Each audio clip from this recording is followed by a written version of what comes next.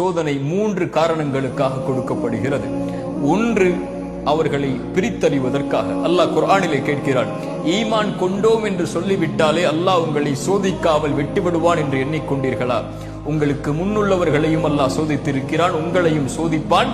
உங்களில் யார் உண்மையாளர்கள், உங்களில் யார் பொய்யர்கள் என்று அல்லாஹ் பிரித்தறிவதற்காக. நன்றியோடு இருக்கிறாயா, நன்றி மறந்து வாழ்கிறாயா?